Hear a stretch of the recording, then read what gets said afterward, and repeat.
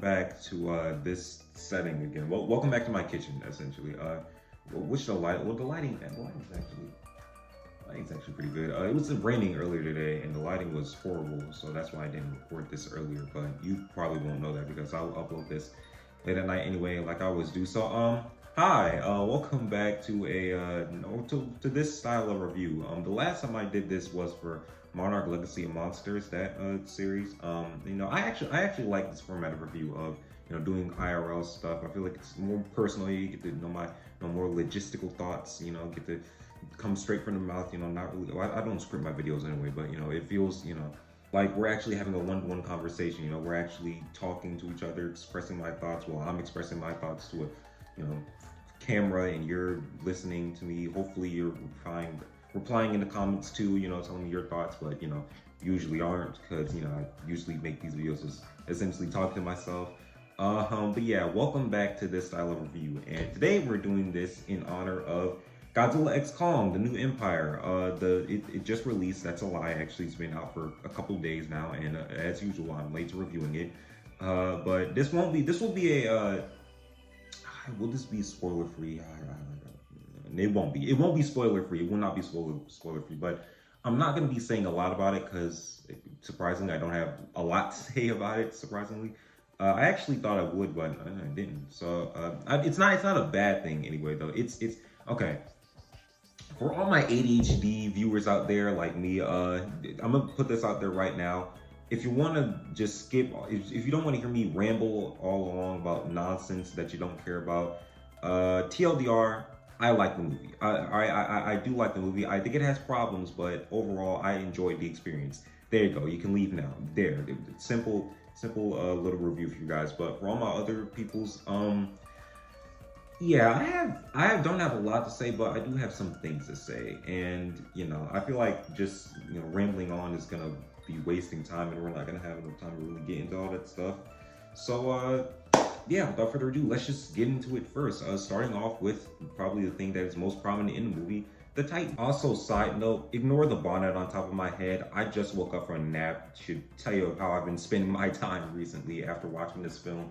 I would have gotten this review out sooner, but I had things to do, as I always do nowadays. But hey, that's neither here nor there. I'm making it today, so yay! And you can see my beautiful face again. So I know you guys are super happy about that. But yeah, the Titans. The Titans are, again, as I said, the most prominent characters in the movie. They probably have the most screen time out of any Titans in the MonsterVerse, actually, or out of any.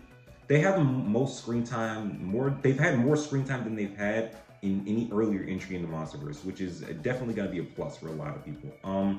Wingard utilizes the humans in. He utilizes the human and Titans plot line very, very well. He's able to use their screen time well and give us like the needed moments for it, essentially. He doesn't waste time he doesn't waste a lot of time with needless sort of stuff, which is kind of there. Okay, with one scene he wastes a little bit of time, but other than that, he utilizes their screen time very well. He adds character to them. He shows off their cool fight scenes, and for the humans, he sets up their motivations. Their plot lines and their small little interactions. So yeah, he knows how to balance them pretty well. I was actually very surprised by that, and I'm glad that it's used very well in this movie. But yeah, a couple things I want to get out of the way. First thing, I am very disappointed at how Scylla and Tiamat are treated in this movie. Scylla, more or less, more so Tiamat, I'd say. I'm very disappointed by how Tiamat's treated in this movie. She gets killed off way too soon in her Titan career. She only appeared in the Dominion comic, which was a couple years ago. I feel like you could have I feel like Wingard could have found a way to not have Tiamat be killed in order to save her for future sequels. And I know a lot of people are gonna say, well, they're just background Titans. No one really cares about them. But they could have. The point is, they could have been more. Is what we're trying to say. We know that Legendary can't really use that many Toho kaiju because again, the copyright issue, yada yada yada. Toho being Toho, whatever. But so they're using the original kaiju, but the thing is, they're killing them off too early in order to establish a firm fan base with them. So it's a little disappointing to see Tiamat, a Titan who's only seen in the comics and who's only been alluded to in King of the Monsters, finally making an appearance in the film. And she looks great, by the way. Like, her design is fantastic. I do like her little, purple energy thing. Does she? No, she doesn't. I don't believe she breathes. I don't believe she has like a heat ray or thing. Again, I'm recording this a couple days after I've already seen the movie, so I might get a little things wrong. And I haven't gone for a rewatch yet. But yeah, I like her design. Her design is fantastic, and Godzilla just fucking kills her. Like, he just kills her, and it's over with like that in order to absorb her energy. Scylla, I didn't really like Scylla that much. I can't even attempt to like make an argument for Scylla. She just felt like an off-brand or a kumonga to me, which she technically kind of is, but I wasn't that bothered by Scylla's death. It was whatever. Her design wasn't that cool to me. Taima though, I liked her a lot. She was black, like she could have, been a pretty cool character to see in the future MonsterVerse installments. But hey, it is what it is. So so now we have that out of the way. Let's start off with the essential protagonist of the film, Kong. Kong is done fantastic in this movie, and that's me saying as someone who's not that big. Okay. I'll say this. I wasn't the biggest fan of Kong early on in MonsterVerse, but he's making his impressions, bro. Kong is probably getting up there as one of my favorite MonsterVerse kaiju. Or Titan. If not my second favorite MonsterVerse Titan. Well, Ghidorah is still kind of... And the Scar... Okay, we'll get into him, though. But yeah, we'll get into the Scar King later. But Kong is just a fantastic character in this movie, man. Wingard is proving time and time again that he knows how to write a fantastic Kong film. Man, or in just his character. Kong has just such a touching character, man, and I like that Wingard did what Michael Dougherty did to Godzilla and King of the Monsters to Kong in this film. Like, he just gave him so much character, so much emotion behind the eyes, so much expression. Even without the sign language, you can tell what he's thinking a lot. And yes, the Kratos meme is still being super, played up in this film, because he does act like Kratos. He's a hard ass, but he still has a heart of gold, though. You can tell it's just covered with a lot of trauma and all that stuff, and wanting this.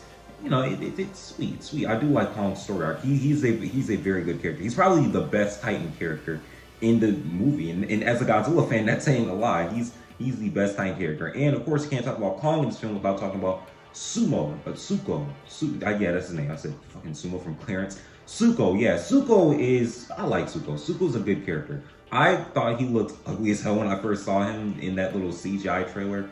I didn't really like his character design that much, but hey, I warmed up to him. Suko's a pretty cool character. I do like Suko. He's nice.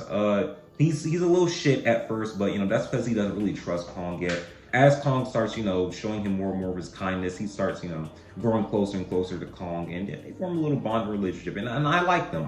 They're a good little duo. Not that much to say about Zuko, because he doesn't really do all that much in the movie. He's a prominent character, but again, sorry, just woke up and just tired as hell.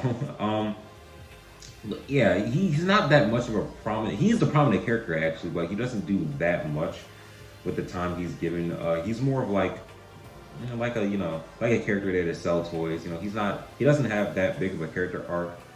But his character arc is accepting Kong for Kong as a good guy, which is good, but it's not as compelling as Kong's story, which is obvious. Kong's the main character. Again, as a Godzilla fan, it kind of hurts, but hey, I'm glad I'm glad any Titan gets good writing. If any Titan gets good writing, I'm happy. that's the TLDR with me. Titan good writing is happy Godzilla 101 is what I'd say. So yeah, Suko and Kong are great. They're fantastic, and Kong carries the film. Honestly, Kong and Suko's relationship is fantastic. And yeah, they're just, I'm super proud of what Wingard did with them. Now with Godzilla, and I feel like this is when I have a lot to say about. Godzilla's characterization in this film is kind of weak compared to what we've gotten in the past with King of the Monsters in 2014. So Godzilla is a side character in this film, which I'm completely fine with. I get it. Adam Wingard, when he writes these films, he's writing a Kong story with Godzilla as in the background. I'm okay with that. Godzilla is a side character and essentially a plot device. Okay, cool. Well, I would have wanted to have it more be, an actual buddy cop film with us seeing both their perspectives a lot, but we're more focused on Kong's perspective and the humans, and Godzilla's kind of there just in the background, which whatever. I guess I'll be fine with.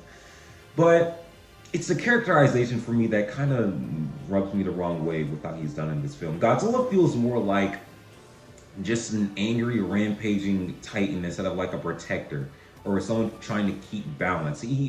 Well, first off, he kills Tiamat for really no reason. Like he goes into, it isn't the sake of like Tiamat's causing a disturbance and she's making a mess of everything, and Godzilla has to deal with her. Because actually in the film, Godzilla kills Celia for that.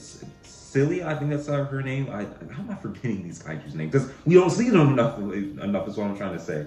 But yeah, Godzilla kills Celia because she's rampaging in one of the cities, and she's like destroying everything, and he kills her. And I'm okay. That's good characterization. Godzilla defends the city. I feel like he should have left Celia alive. Like maybe left her off with a warning and defeat her with that, or maybe she should have escaped somehow, and maybe he roars up into the sky, vowing to get revenge on her or whatever.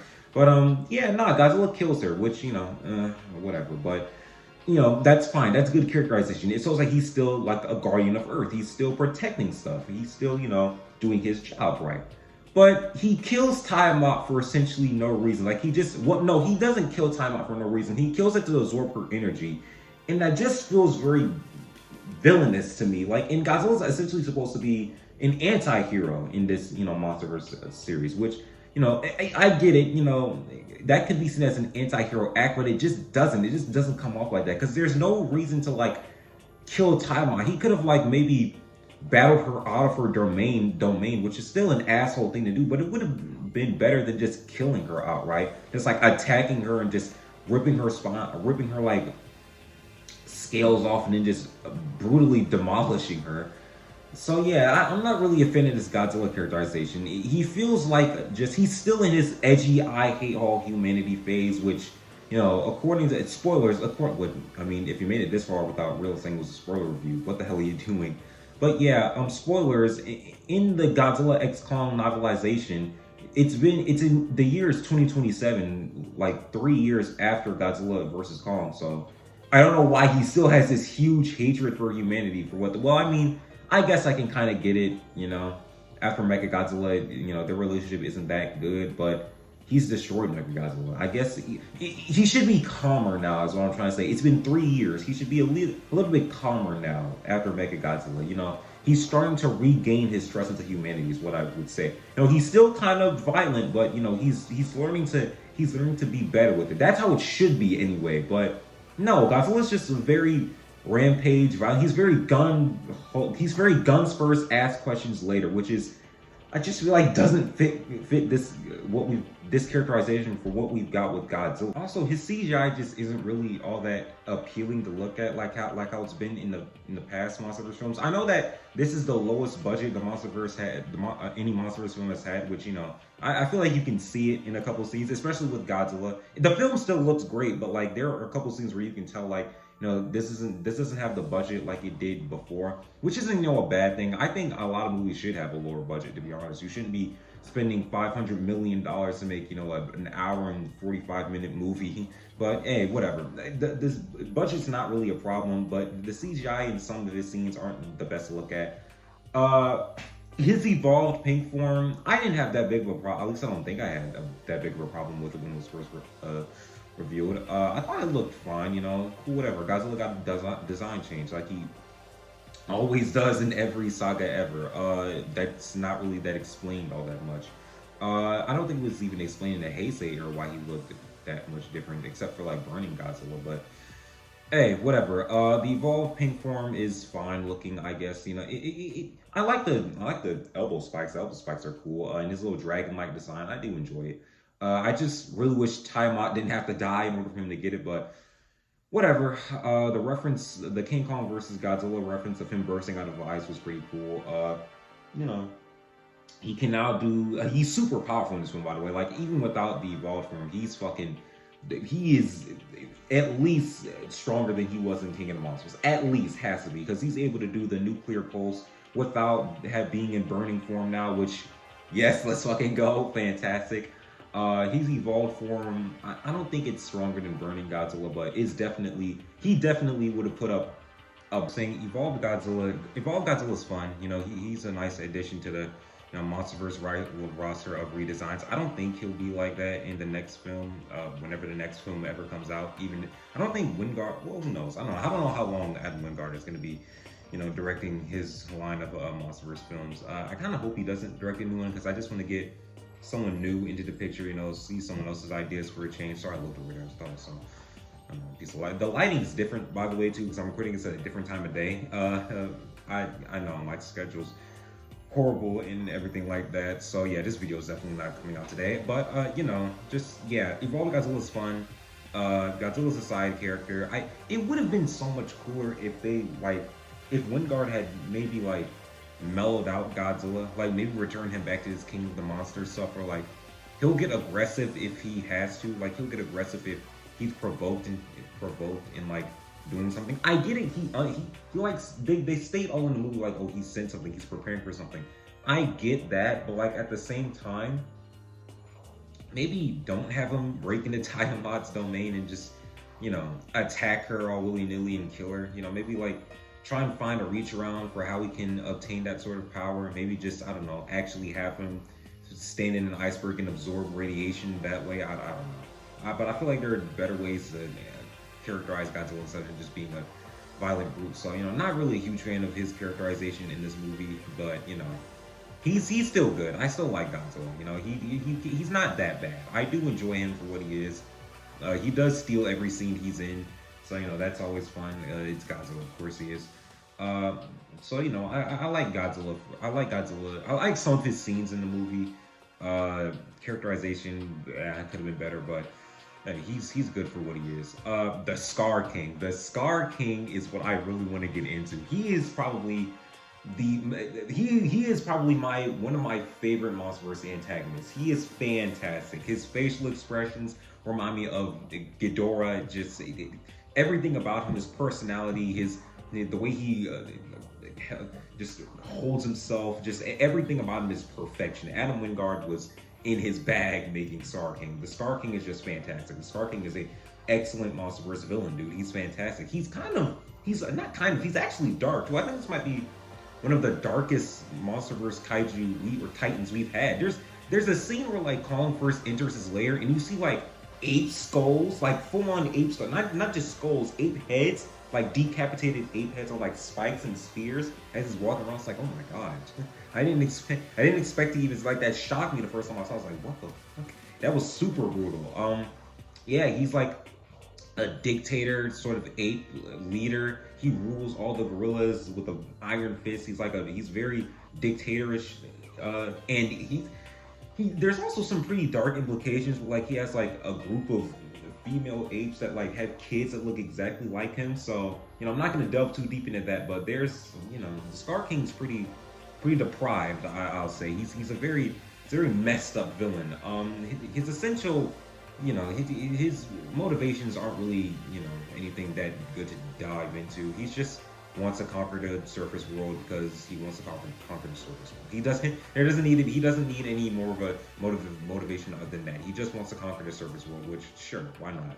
In a movie like this, I don't think we need super complex motivations anyway, but whatever.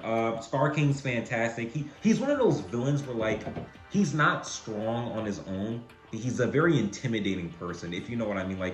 He is weak. He's very weak. Kong beats him on every encounter they have, but he has such an intimidating, physique, personality, and just he's very an aggressive character. So I guess that you can see as to why the apes around him are too afraid to jump him and take over and get back what's right and not be under his control anymore. So you can understand why, because he's a very intimidating character. He has a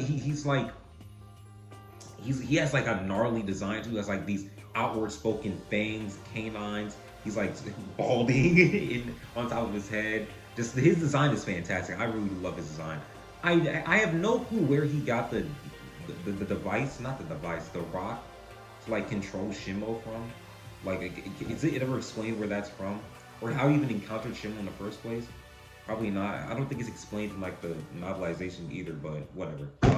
Scar King's cool. I enjoy Scar King. He's my second favorite Monsterverse villain, besides Ghidorah anyway. He's just fantastic. I wish I could say the same for Shimo. Shimo is a big disappointment. Her entire personality is just mind control, and when she gets unmind control, she's just a nice little puppy thing. It's fine, but I don't know. I'm not a huge fan of Shimo. She's kind of overhyped too. Her whole she's like what Godzilla is. She's the villain's plot device. Literally that. Like, she's powerful, kinda. She gets ragdoll a lot by Godzilla. I wouldn't even consider her that powerful. She gets ragdoll a lot by Godzilla. I don't think Godzilla ever like struggles against her ever. Yeah, it just doesn't feel like Shimo's really that much of a threat. She's stronger than Scar King though, but Scar King's weak in of itself, so it's not really saying much. Yeah, Shimo's just really a disappointment. I don't really like her all that much. She has a nice design. She has a cool power like the ice. Have we ever seen like a super ice titan or even a kaiju before? I don't think so. But hey, she's a nice addition to the Monsterverse. Her design's cool. Her powers are cool. But yeah, she just doesn't do a lot. She leaves a little to be desired. And she could have been better. Is all I'll say. And yeah, that's really all the Titans. Not a lot of main Titan characters in the film, but I do enjoy them. The primates are the best. The reptiles leave a lot to be desired, which you'll see is like a trend in Adam Wingard's monster movies. He writes the humanoid kaiju very, very well, and the more reptilian monster-like kaiju, they need work and they need some improving upon. But overall, it's a fine experience. I do enjoy Godzilla and Shimo for what they are. Well, Godzilla, Shimo, she's whatever. But yeah, Kong, Suko, Skull King, Scar King, fantastic. 10 out of 10. They steal the absolute movie for me. And yeah, let's get into the humans. Not a lot to say about the humans. Bernie's Bernie. Bernie's cool little.